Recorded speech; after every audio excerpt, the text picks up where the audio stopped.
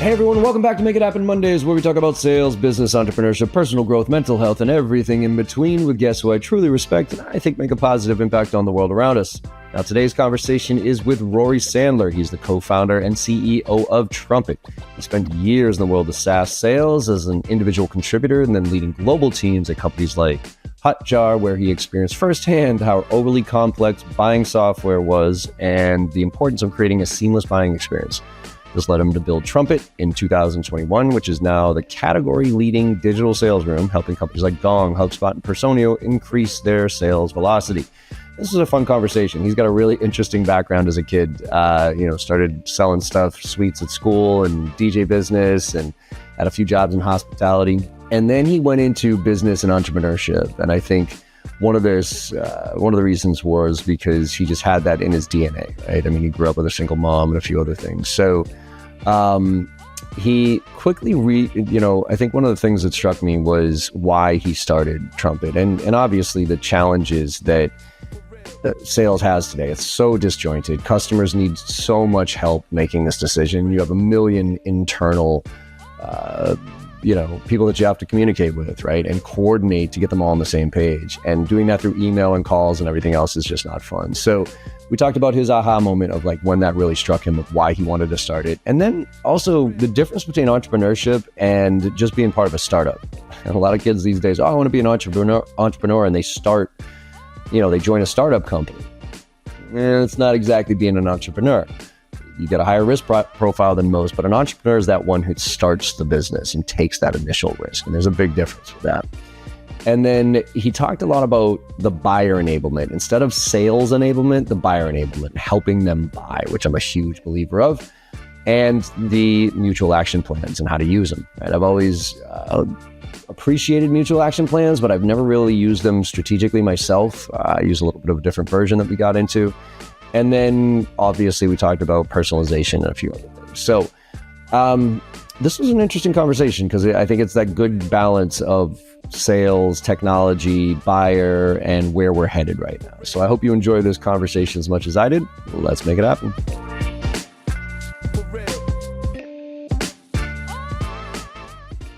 Rory Sadler, welcome to the Make It Happen Monday podcast, my friend. How you doing today? I'm all good. Delighted to be here. Thanks for having me. Yeah, thanks for joining us. It's going to be a fun conversation. Where are you actually calling in from again?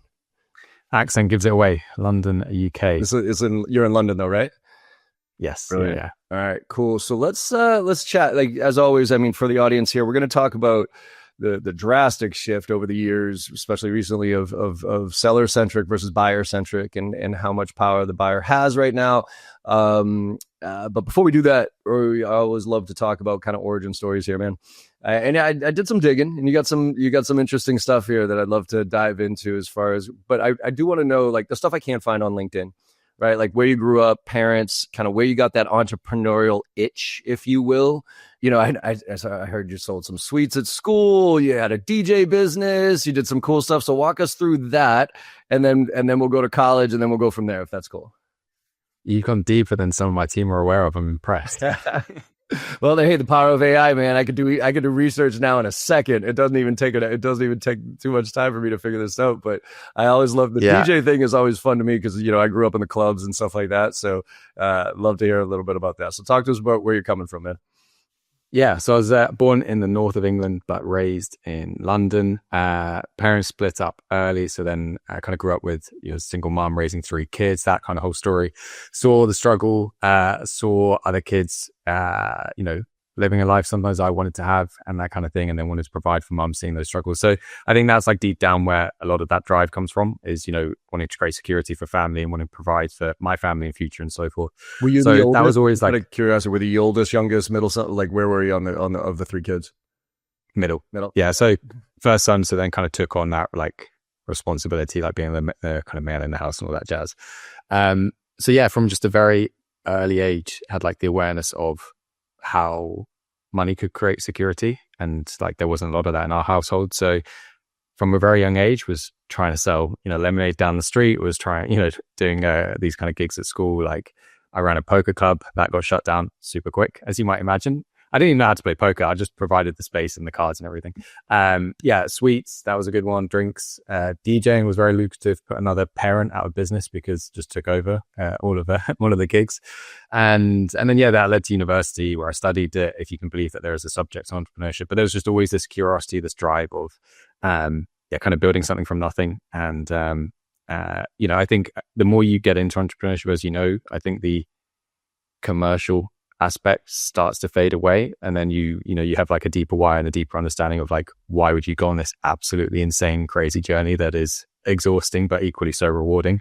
And I think I've definitely seen that in the last few years with Trumpet. Yeah, I think it's funny because people say like, I want to be an entrepreneur, right? I'm like, you sure about that?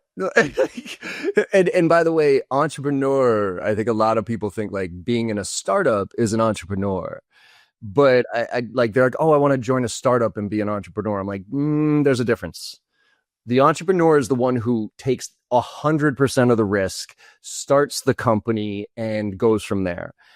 The person who joins fourth, fifth, sixth person is a risk taker, but they're not necessarily an entrepreneur. They just like startup and that vibe. And I kind of categorize that because I actually fundamentally don't consider myself an entrepreneur, because I never really stopped, created something, and then went all in on building the company around it. I kind of evolved into it. And I've always said I'm kind of a calculated risk taker, where a couple of pieces need to be in place before me to take that jump. Whereas my other friends, entrepreneurs, are like the straight up risk takers, like, fuck it, I'm doing it, I'm going all in. And it's like, all right. And I think there's a difference, and people conflate the two. Do you see people kind of having this kind of vision of entrepreneurship that is a little bit skewed compared to what you know? Yeah, the common trend is I want to be my own boss. I want to make life-changing money and everything. And it's like, how often does that really happen? And are you your own boss? Like, your customers become your boss, your investors become your boss, all those kinds of things. So it is, your life changes overnight. It's 24/7. You're accountable to a lot of people and your team and everything like that. So there's a lot of trade-offs that you need to make. And I think people aren't always fully aware. And they're like, yeah, I'll be fine with all of that.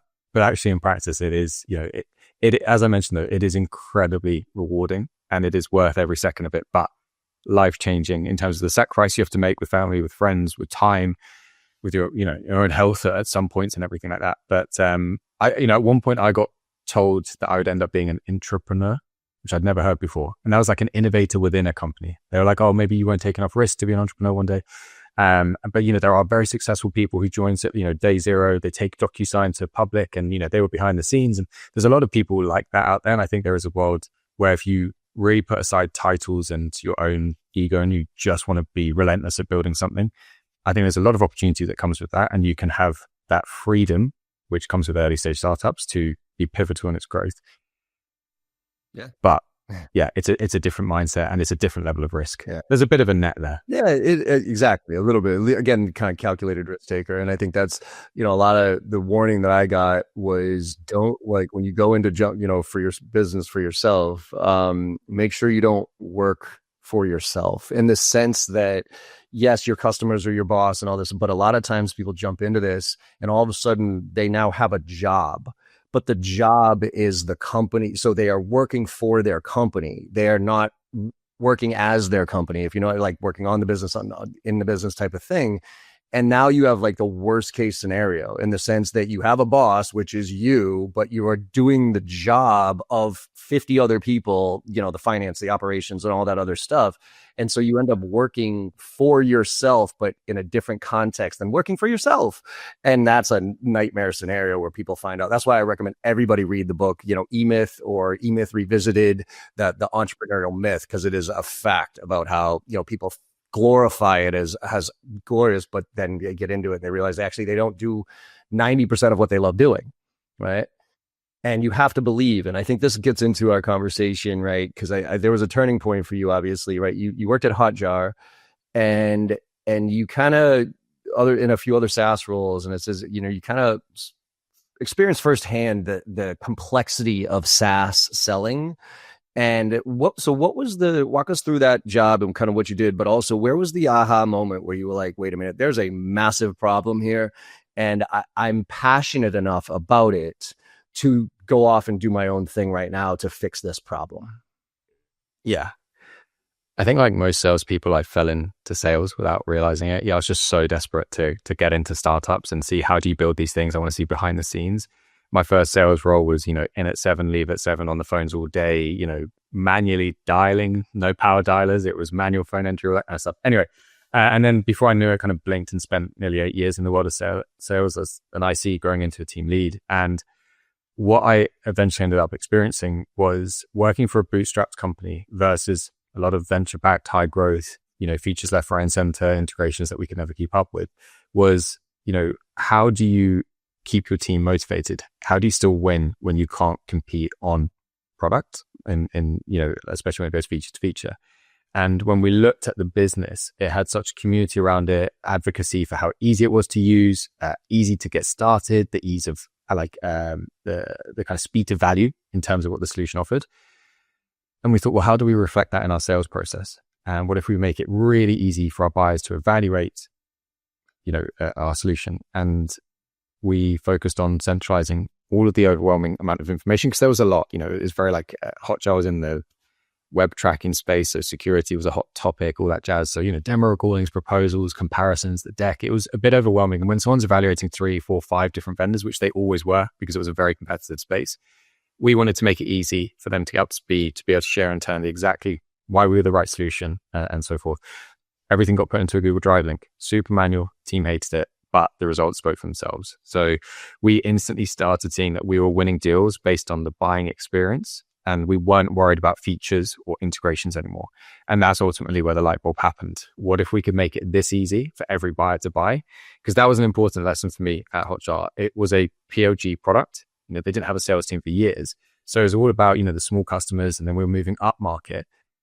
And the founder there, he loved the small customers. It got them to where they were. And a lot of people will always say, there's a difference between the small guys and the big guys and the deals that move the needle. And there definitely is. But the premise for Trumpet was ultimately it's often the small guys that will shout the loudest about you. So how does every buyer get a seamless experience? And not just in the sales process, started to think kind of beyond that. So that's where the idea for Trumpet came from. But equally, that space that I was in was all about what we call behavioral analytics. Getting data on your website. Where do people spend time? Where don't they spend time? Does this button work? Does it not? Going much deeper. And I started to think, well, all we rely on in sales is our deck, our sales deck. And everyone gets that copy paste, same thing, time and time again. What if I could start to tell customers and companies, here's how your buying journey is performing. Here's what's working. Here's what isn't. Here's where people interact. Here's where they don't interact, and make the buying journey more collaborative and interactive. So there's all of these kind of pieces together. And it's funny how, kind of everything came together. But now fortunate to be where we are with Trumpet and the team that we have. So it came from firsthand experience in the world of sales, very passionate about the world of sales, and glad that I had the career that I did in it. But I didn't ever expect I'd be, building for it. But it is incredibly rewarding to be able to give back. Yeah, and I think so. I'm curious on this, on your perspective on sales right now, and the sales rep and the evolution of this role, because it is evolving fast, and I'm quite worried, quite frankly, because you talk a lot, obviously, about how we've switched from a seller centric to a buyer centric, right? They have all the power at this point. I mean, we can go back to the internet, right? If we want to kind of look at sales methodologies, if you will, I think Xerox came out with solution selling back in the late 70s, early 80s, which was the concept of, just asking questions, holy shit, right? Because before that, we had all the power. Clients didn't even know what we had to offer. So we could legitimately show up and be like, hey, I'm going to run through my entire pitch deck here because you've never seen something like this before. I'm going to blow your fucking mind, right? And then Xerox came out with solution. All right, let's ask some questions. But then the internet kind of hit and put a lot of the power into the client's hands. And now with AI, it's insane, because I tell any rep that doesn't think they're in trouble right now, just go in to pick your AI, ChatGPT, I don't care, and pretend like you're a customer, right? So again, for me, I'd be like, hey, I'm a VP of sales and marketing at a 50-person sales team with 20 SDRs, 30 AEs. I'm looking at the JV sales training for some training on prospecting. Like, tell me what I need to know. How does he compare, right? And when you realize in 5 minutes, you get more value out of, some kid who's going to ask you BANT questions, you realize how much trouble we're in. And so with your experience with PLG, right, the client has never wanted to be sold. Nobody ever, you all hear, I hate being sold, but I love to buy, right, type of thing. I used to kind of think that sales reps didn't need to know the product all that well. Like, they needed to know enough to bring the, to be able to pull the right pieces in place, but they were more the quarterback of the solution. Now I'm flipping my opinion on that, because I think we almost need to be product experts. We almost need to be customer success to guide people through the buying process, not trying to sell them or learn some technique to tie them down on a close or whatever it is. So how drastic is this shift right now, and how archaic is our current sales model as it sits today with predictable revenue and the segmentation of roles and the whole ugly process that we go through right now? You mentioned the word drastic, and I don't think there could be a better word for it. And that's not me just, kind of jumping on it, given the space we're in. But ultimately, I think since the pandemic, how we buy has completely shifted. We're all more asynchronous than ever. A lot of people are more remote than we've ever experienced before. And as a result, our time is more precious than ever. We're on back-to-back calls, Zoom calls, whatever it is, day and night. And with that motion, you're seeing buying committees getting much, much bigger. Indecision continues to be the number one reason deals fall through, and that's on the rise. Sales cycles are increasing, and it's because ultimately buyers are overwhelmed. But with that, I think it also subconsciously comes from our experience as a consumer. Now, I don't know about you, but I love being a consumer these days. I don't love buying things all the time, but when I do, it's so easy. Like the next day, how it arrives, flexible payment terms, you can just instantly click review, compare. It doesn't matter what purchase you make. Teslas, that's as easy as buying a book on Amazon. I did that 10 years ago. Literally, the first time Tesla came out, I bought an $80,000 car online. And I legit, my experience with this was when you could kind of choose the different models of battery, right? So you could get this battery. So it was a lot more customizable actually when they first started. And so I remember kind of getting to a point where I was a little confused. And so I called the sales line right? And I get on the phone with the sales rep. I was asking and all I hear is click, click, click, click, click. And I go, hey, can I ask, are you on the same website I am right now? And he's like, yeah. I'm like, okay, so you're looking at the exact same thing as I am with the descriptions and all. He's like, yeah. I go, okay, I got to ask then, what value do you bring to this equation? And to his credit, he goes, none. Matter of fact, he's like, I'm just here if you want to talk to somebody. He's like, all the answers are right here. I'm just kind of walking you through it. I'm like, holy shit. And again, I bought an $80,000 B2C product online without going into the shop or anything like that. And and that was 10 years ago. Yeah. And that threshold in B2B is it's increasing. And so, yeah, as consumers, that ease is what we want subconsciously. And it doesn't happen because we get forced into a sales process that's being guided around the stages in the pipeline. And BANT comes in and we've got our qualification questions and so forth. So, but what I think is happening is because of the rise of vendors, the number of vendors in each space is overwhelming. There's analysis paralysis. But what we're noticing is buyers will lean towards the one where they can get the information, whether it's pricing, integrations, anything like that, or a demo the quickest. Anyone that makes it tricky, creates friction. No one's got time for that. No one's got time to wait and follow up. They need information now. We're all very busy. We don't our day job is not purchasing software apart from procurement. If we've got a problem, we're going to try and find a solution. We don't have time to actively and kind of deeply investigate 5+ vendors in that traditional method. We are all busier than ever because the expectations are higher in the world of B2B. We've got AI pressure from our leadership asking how are we adopting it, and we've got to go, and we've got more systems and notifications kind of coming across our screen. So the world of B2B is relatively overwhelming. But I think when you think of buying software, the expectation is shifting faster than most of us can keep up with. But it almost begs the question of why have we made it this hard? Why have we not thought about the buyer and put them at the center of the experience? I know why. It's because predictable revenue came out. I'm straight up. I think, COVID just, exacerbated the problem.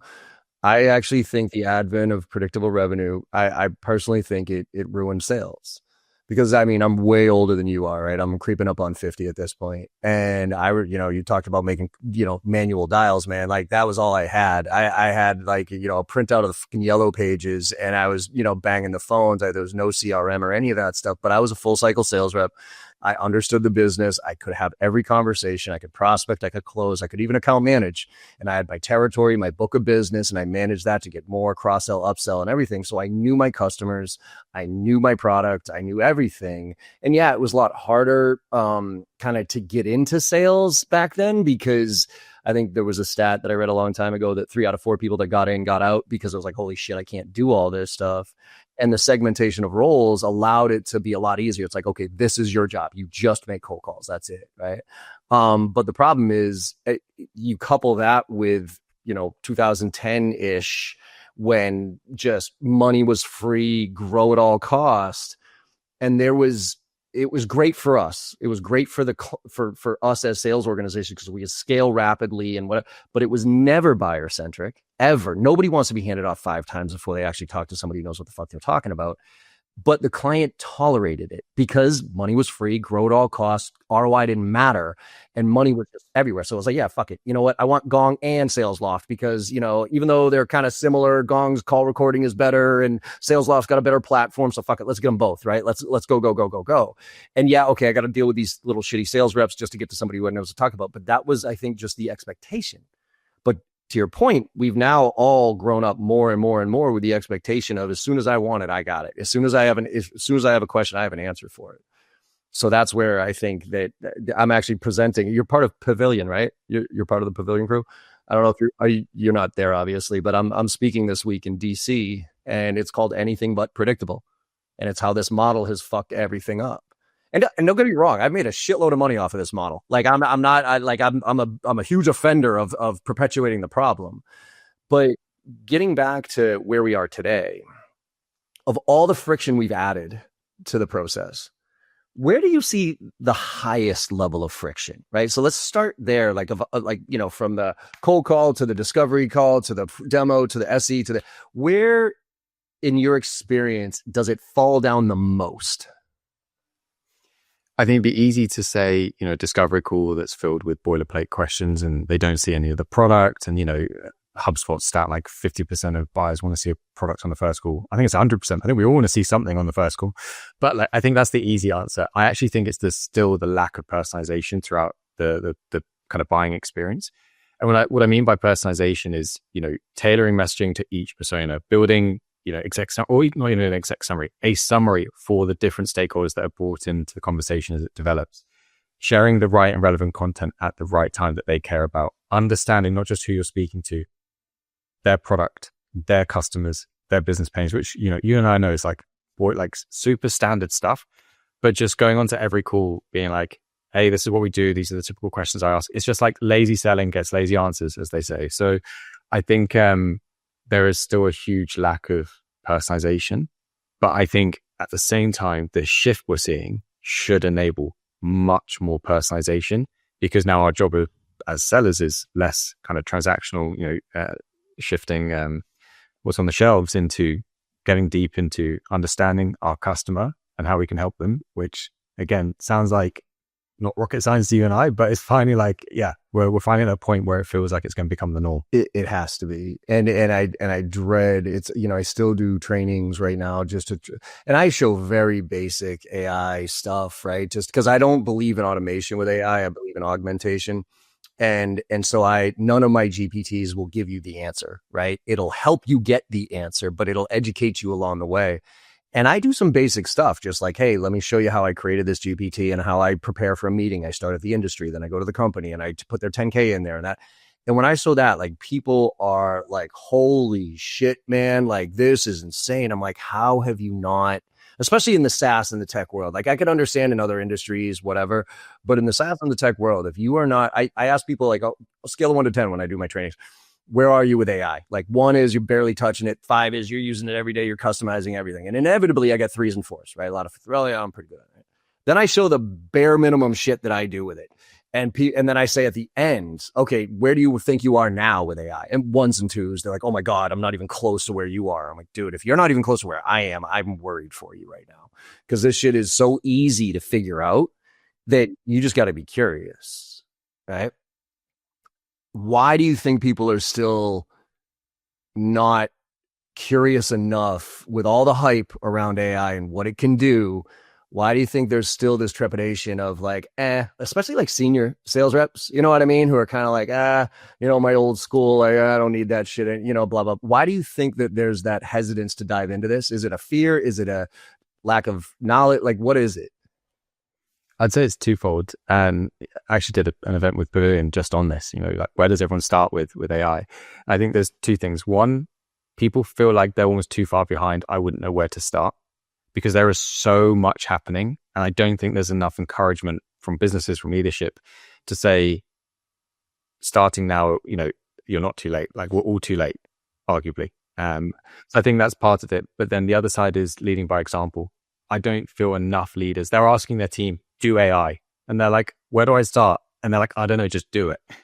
And I think there's an element of that, just showing those quick wins, like putting an arm around the team and like, getting kind of hands-on with, just like you were, demonstrating. If I can use it and I can build this, let's get creative. What, like, team, what do you think we could achieve here? Where are the bottlenecks? Where do you think that we could unlock value? And creating like a comfort there. I think so. Actually, the third thing is there is a fear, but it's not so much of like the unknown and where do I start? It's, am I allowed to do this? Especially at big organizations. There's like fear for their job because of the risk of using it. And, they're getting these emails being like, hold off, don't use X, don't use Y, we'll sort company licenses. And they're like, what if I put some questionable information in and so forth? And they're not enabled in the way that they should be, because you can use AI in a very safe way. You need an AI policy as a company, but slightly the boring side of it. Well, I mean, yes, and I don't know, maybe I'm just too flippant on this, but what's your perspective of IP at this point? Because my positioning is IP, fuck off. Like, there's nothing special at all about anybody anymore. Everything is out there. If I want to learn about your business, especially if you're a publicly traded company, by the way, if you're a publicly traded company, 10Ks, annual reports, all that shit, it's all out there. So I still kind of like scratch my head at internal, security groups who are putting the restrictions on. It's like, oh, don't put any of our data in there. It's like, really? Like, what special shit do you have that isn't like general knowledge at this point? Or at least I can come pretty close to guessing just by asking a general, like, so where are you with IP on that? Cause I'm of the, like, fuck it, man. Just who cares? Just let's go. But obviously I'm, a little further on the risk profile than security and compliance people and all that fun stuff. So where's your head at as it relates to IP? Yeah, I think understand the hesitation and the caution, but your team are doing it anyway. So unless you put in the parameters, the guardrails, and enable them to use AI safely, you're already at risk. So the longer you delay, the more frustrated your team are going to get, and the more chance there's going to be, some level of risk or an issue like that. Then, yeah, you're just going to kick yourself. And I think a good example is like HubSpot. If you look at HubSpot, leading by example, they've got their leaders sharing how they use AI in weekly all hands. They are completely going all in on AI from a product front. They've got leaders posting on LinkedIn about how they're using AI. Look at Dharmesh, co-founder, CTO, 20 years into this game, and he's back in building hands-on with AI. Like, that goes back to what I was saying. Like, if you have leaders leading by example using AI and saying we can use it safely, we've rolled out Gemini, we've rolled out ChatGPT across the business. It's already there. Like, these tools are enabled for large organizations. It's just, the parameters. But IP, if I look at tech, it's on our side, we're building SaaS. It's not what you can build anymore. It's when you can build it, how fast. There's no moat around product. And I think that's the same with IP as well. Like, it's, you can hesitate and be cautious, but you're going to kick yourself and you'll end up being the next Kodak. Exactly. And that's where I think, leads to, I think, something that I know you believe in because of what you do is it, to me, it has nothing to do with what you sell. It has everything to do with how you sell. right? And, so your product, great, whatever special sauce you think it has, if you're in that feature function conversation, you've already lost, because even if, let's say, your features and functions are the best today, tomorrow they won't be. And so you're going to keep chasing that. Whereas how you engage with a client, the value that you bring to the conversation, I've won deals over my competition where they had the better product. Like ultimately, like the product of their service was technically better than ours. But because of the experience they had through the sales process with me of just like helping understand and the value that I brought to each conversation and those type of things. Like I had a client tell me, John, the reason that we're going with you over the other competitors, even though we kind of thought that their training was a little bit, better than, is because every time we get off of a conversation with you, we learn something. Like literally every conversation, we debrief after our quote unquote sales calls with you. And we're like, holy shit, like what he brought up, we got to look into that. We got to do some more research. And I give them some recommendations on this and go take a look at that and whatever. And they're like, dude, we want our sales reps to act the same way. We want them so that every conversation they bring value to the client and the client remembers it afterwards saying, wow. Right. And that mentality of like, somebody said this early in my career, which is, they said that every conversation they have with somebody, they want to ask at the end, like, would you have paid for this? And, not that you would have paid $1 million or anything, but effectively, did you get enough value out of this conversation that you might have paid a few bucks for it? And that mentality has always stuck with me. So let's talk about how reps sell. With all the automation, with all the personalization, with your deal rooms and how you can bring all this and you can personalize everything to each buyer persona, where does the sales rep fit into that equation? I think first and foremost, I'd recommend everyone to read How to Win Friends and Influence People.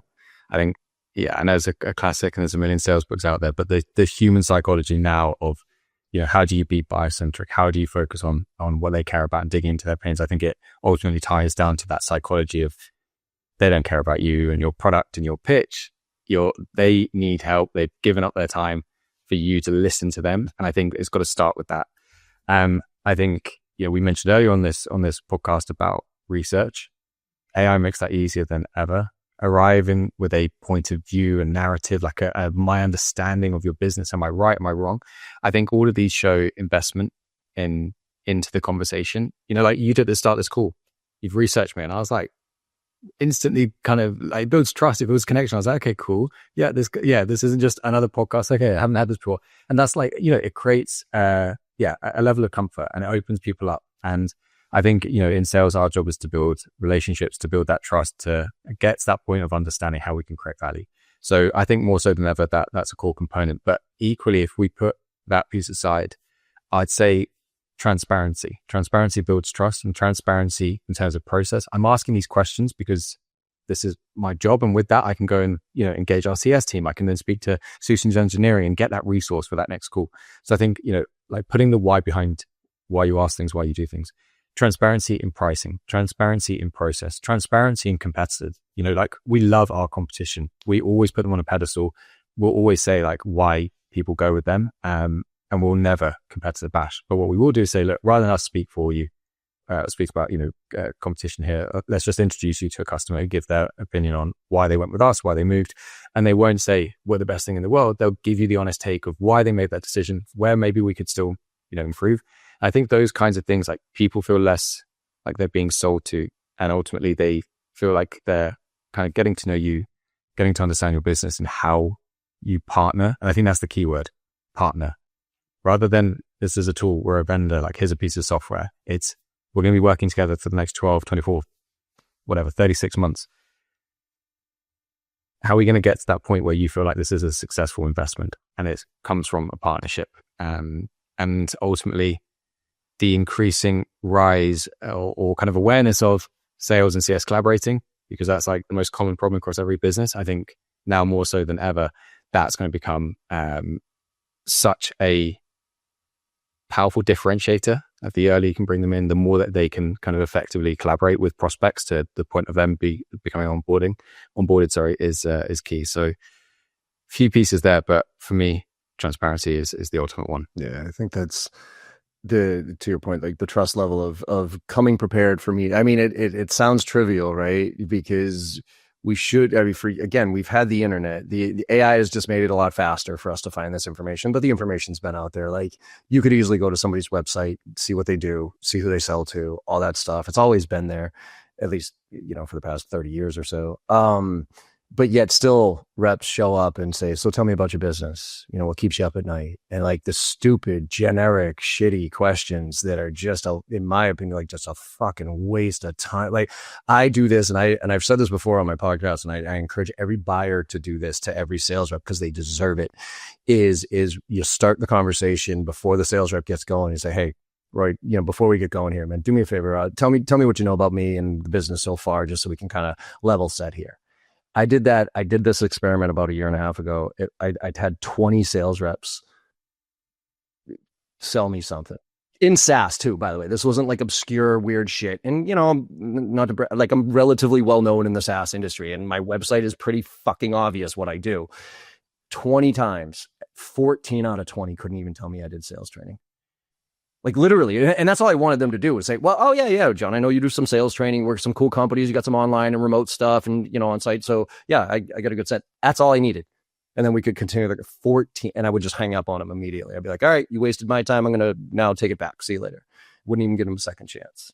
And I worry right now that we've so over operationalized the sales process, and we haven't taught on the how to win friends and influence people, the ability to understand, nuance of body language and looking somebody in the eye and using their name and making them feel comfortable, that we're in a really dangerous transition here for quite a few people, because I just don't know that they know how to sell or know how to. And when I say sell, not like what everybody thinks about selling, which is like convincing people, right? But it's, again, more about helping people buy. And I don't know how we get back to that, quite frankly. Yeah. I think the project management aspect is more the responsibility of a rep than it used to be, because the burden of buying is pretty heavy. The complexities, the ROI calculations, the competitor analysis, the understanding implementation, what does that actually look like? Not just what tools they need to plug in, but the time investment from their team. All of those things most buyers are not aware of, and increasingly so when you go up the scale and enterprise and so forth. So, like, we do this day in, day out, and our job is to give that visibility of, like, I've spoken to similar companies before, I've been on this journey, and this is typically what can happen. Like, are you aware of that internally? If I said that you needed to do X, Y, and Z, would you know who to speak to internally? Because I just want to prepare you for that. I'm not trying to create more work for you, but if you really believe that this is, the right fit, then how are we going to get there? And I think, that's why, like, mutual action plans or timelines and business cases, all of these are they're just tools to enable the buyer to be able to sell internally, to be able to project manage internally. But our job as sellers is to do as much of the heavy lifting for them as possible, because they do not have time to put all of that together. As soon as they've got, extra work, another priority pops up and they lose interest, because, as we all know, status quo is pretty okay. Unless it's on fire, man, I ain't dealing with it right now. You mentioned mutual action plans, which is a big part of Trumpet and what you bring to the table as far as walking through the process with somebody so that there's alignment. Why do you think mutual action plans haven't been taken on more broadly in the sales? I mean, I hear a lot of them. I see very few of them executed, at least correctly. There might have, a lot of times they're introduced late in the process, right? When it's almost too late to have all that, it's almost like, hey, you did a POC, so I gave you a POC, and then they asked for an extension on the proof of concept. And then it's like, oh, okay, we need to put together a mutual action plan now because, stop wasting my time effectively. And they use it more as a stick than a carrot, right? So why do you think mutual action plans haven't taken hold more, and why aren't we using them as much as we should? I mean, easy answer, they've always lived in spreadsheets and not Trumpet. But, that kind of quick piece aside, I think they've just never been buyer-centric. So there's no incentive for a buyer to come in, to collaborate, to use it. They're built with the sales process in mind. How do we get you to the point of signing? Not thinking about go live, kind of the time frame of seeing results. They're manual. They take time. Anything that is manual for a rep is like, if I work enterprise deals, sure, I've got time to do that. I'm working mid-market. I'm working 30 deals at one time in my pipeline. They're not going to get around to like creating that kind of bespoke visibility. But ultimately, again, I think it ties back to now should be the time to be thinking about that more so, because buyers arrive knowing who you are, who your competitors are, what you do. They're not there to be educated on that. They're there to understand like how they move forward. So, creating accountability, creating visibility helps to qualify. It helps to progress. It helps to create momentum. And I think all of these things like reps just need to be coached on and they need to be made aware of. But what we see, buyers are very receptive to it. There is a lack of visibility in 90% of deals. The only visibility they have is there is a call in 2 weeks where they're going to get feature dumped. But they don't know really what they have to do on their side to keep things going. So the concept has always made sense. It's always driven value for reps that use them as intended and make them buyer centric. But something's been missed in terms of just educating reps on why use them and how to make them buyer centric ultimately. Yeah, I was going to say how to make them about the client as opposed to about us, which leads to personalization, right? Obviously personalization is the key to reduce friction and a lot of stuff and tailoring everything. Where do you see people miss, or mistakes that companies make when it comes to personalization, right? Is there kind of a balance here? Like there's certain things you should absolutely personalize, and then there's certain things you're personalizing for personalization's sake, and it actually detracts from what you're doing here. Where are the biggest mistakes you see when making personalization, when we're trying to personalize things? Instant thought, outreach. Yeah, you went to this university, you support this football team, whatever it might be. That's the default. Yeah. Just generic. Like people are too busy to care about the kind of fun stuff. But I think in the sales, through the sales process, I think you can over personalize in a lot of ways, or think certain things are personalized when it's like a surface level personalization. That I always say, fake personalization is worse than no personalization at all. So I'd rather you be relevant to me than personalized. So where outside of product, because I agree with you, I think that, and that's where AI I think is failing horribly, just like reps are. It just fake personalization bullshit doesn't matter.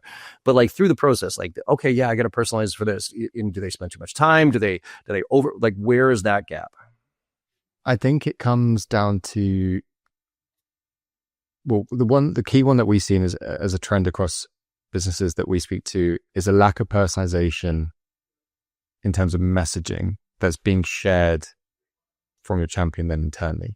It's very one size fits all. This is what we do for Acme. Give that to the champion, they share it. And then finance read it and they're like, no, I don't care because that person's from marketing and is very marketing related. And, and then someone from IT looks at it and they're like, I don't see any mention of integrations, for example. So that's, just instantly ignore. And I think that goes back to our job as sellers, is to ask our champion, who do you think is going to be involved? But rather than just say that, who do I think is going to be involved? It's who do you think is going to be involved? I have a feeling it might be Sarah, Lucy, and Michael, because usually they're the type of roles and people from departments that we speak to. And I can imagine they're going to want to see X, Y, and Z. That is personalization. It's doing the thinking on behalf of our prospect and equipping them with content tailored to those persona level content. That's, enablement teams, they're brilliant at this, really helping our reps understand the importance of personas. So I think that's one piece. And then I think the other is talking their language, talking about their products, talking about their customers. Maybe it's a football team, hey, I see that you got Manchester United on your website. I'm sure you would love to sign Liverpool as a client. Oh yeah, actually we've got to deal with them at the moment. How did you know? Again, it's all about kind of being in their world and thinking about their own customers, because that's who they're building for. That's who they're solving these pains for. So if you think about it less of me to you, more about me to you to them, that's how you kind of get there. So personalization is an interesting one. And equally, I still don't believe most organizations help reps break it down. Because when they say personalization, too many reps think, yeah, personalizing my emails. It's like, no. The buyer journey is so much more deep than that. Yeah. When they come in and out, how do you, because inevitably the client's going to pause and come in and out whenever they feel like it, right? We can't force them, through our process. So I guess, how do you meet the moment in value? Or how do you teach a rep to meet the moment in value? When I talked to you 2 or 3 months ago, we had these good conversations, I understood, and now you're reaching back out to me and it's like, hey, we're ready to go. Or hey, I just got one last question, and a rep just kind of, gives whatever the information is and loses control a little bit. So how do you coach on meeting the moment of value now that clients are coming in and out whenever the fuck they want. It's a difficult one because there's that muscle memory. You just want to like knee-jerk reaction. Yeah, we can do this. Let's go. The thing that we encourage the team is anytime you get information from a prospect, from a customer, just ask why. Ask that why. Just ask that just dig a little bit deeper, no matter what stage in the evaluation, because discovery never stops. Even on that final call with the CFO where you're talking through the final bullet points, negotiating, whatever it might be, never, ever get complacent. Never, ever signed until it's signed. And I think that mindset of continuing to like scrutinize and almost challenge yourself that this deal isn't going to happen. And, really thinking that discovery is a continued journey, even post-sale as well. That's worked for our reps, right? Actually, we're interested to hear your thoughts there. Like, what would you answer to your own question? Well, I think it's about the documentation of the process up until that point, right? So, I'm a huge fan, and I know this is kind of aligned with the mutual action. My mini mutual action plan that I don't use kind of formal mutual action plans. My sale isn't, that complicated, but I have these mini summary emails, right? Where after every conversation, I summarize the conversation, key takeaways, and then I send it to you. And I ask, hey, could you do me a favor? Let me know if this is all accurate and if I missed anything, right? And it's the timeline, the process, the problem, the impact of that problem, the people who are involved, and the next steps, right? Like kind of the core stuff that are we still on the same page here, right? And so I have that usually readily available if I get the call, if I get the email to have the conversation. And the first thing that I tend to do is I might use, it depends on, usually I can schedule the call, right? So as opposed to like just catching me, it's rare these days I get a phone call from somebody and they're like, yeah, we're ready to go. It's like, hey, John, can we set up some time to talk about this? So if that's the case, then I just put together a simple shared agenda, looking forward to the call. Just want to make sure that we stay on top of things. Here's a few things I want to make sure. A, confirm everything's still on pace since our last conversation. B, and I'm with you as far as always discovering. My favorite question to ask people, second, third, fourth, fifth meeting, doesn't matter.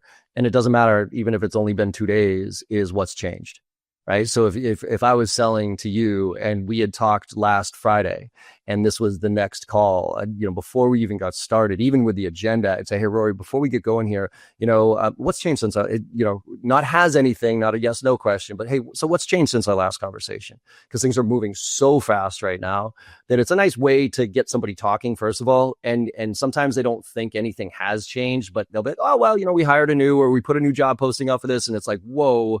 And you're either looking at that as a sales rep being like, ding, ding, ding, that's great for us, or holy shit, that's a red flag, right? And, if nothing's changed, well, great, so appreciate you reaching out. Before we get going, again, is this all still accurate? Is this your timeline, your priorities? Is this still the problem that we're trying to solve here? Or what's changed from that, right? Nothing. All right, cool. Now let's talk about next steps, right? So now I know how to bring value to the equation. So it's more about the documentation of the process that I lean on. That's a very relevant question in this current climate. Oh yeah, what's changed? No, 100%. But that's why, especially if you smell S&B, like, oh my god, everything changes daily, and that's why priorities are such an important thing for me, right? Because when you and I talk about what are your priorities, I always tell the reps, like, in order to uncover, you can't create urgency, right? But you can uncover it and you can drive it. But the only way to really do that is to align with the priorities of the executive. Like when the executive stands up and says, this is what we got to do to be successful this year, these 3 things or whatever it is, or whenever they said that last, if I can't tie my solution to 1 or 2 of those, good luck selling anything of significance.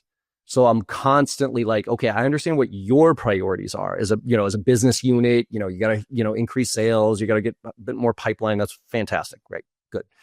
How does this align with what your CEO said and what you guys are trying to accomplish this year?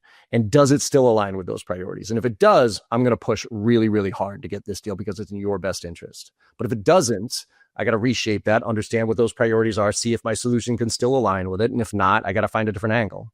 Yeah, I love that. The helping your champion think about how to sell this internally, those like preempting those questions they're going to get asked and whose desk it's going to land on. Yeah. Well, it's actually funny too. Like again, going back to the how archaic I think so many of us are in sales, especially outside of SaaS. Like you step one foot outside of SaaS, man, it's like sales 1985 all over again. Like I did a simple one with the other day with like a company who sells to lumber yards and these type of things. And just afterwards, instead of sending them the proposal, I just did a video for them. I was like, hey, you know what? I wanted to kind of show you what the training is and how like this does based on what you told me, like, here's what you said your priorities were. And here's how my suite kind of aligns with that. Just instead of just sending you a document with a ton of words on it, I figured I'd just show it to you a bit.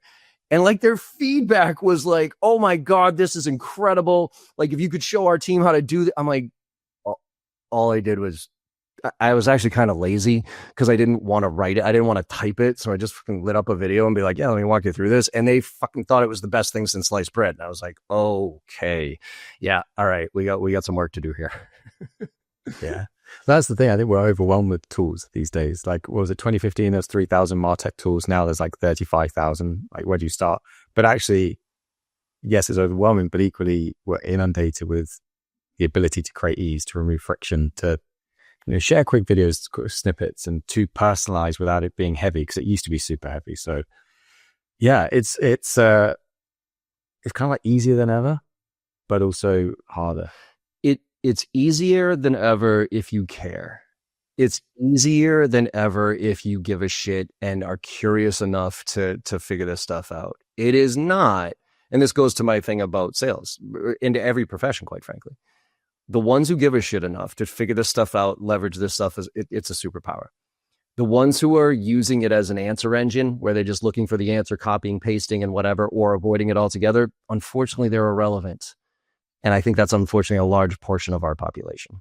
So, yeah, it is frustrating when you've got this breadth of amazing tools, data, everything, and you're not using it to your strengths. You're using it to become lazier, or just to make the copy paste sales process that you're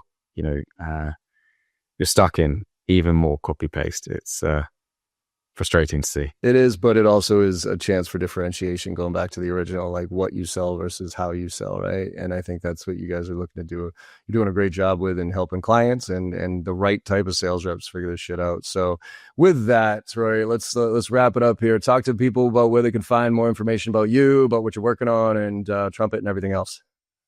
Yeah, we're all very active as a company, as a team on LinkedIn. We live and breathe it. Equally, just head to sendtrumpet.com and try out for free. You can check out bring case studies of all our amazing customers. But equally, I love to have conversations about sales excellence, go to market, anything. So yeah, hit me up on LinkedIn. Always happy to reply. Awesome. All right. Well, I appreciate you coming on the show, man. I enjoyed the conversation here.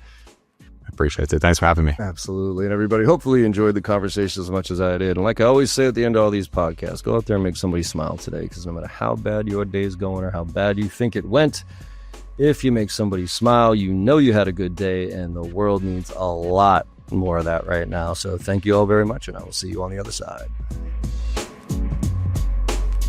Hey everyone, I hope you enjoyed that conversation as much as I did.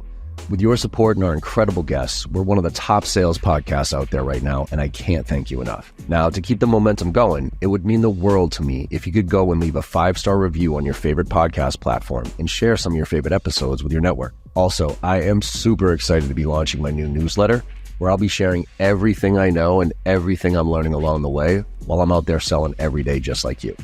Go to jbarrows.com/newsletter to sign up today. Let's all level up and make this happen together.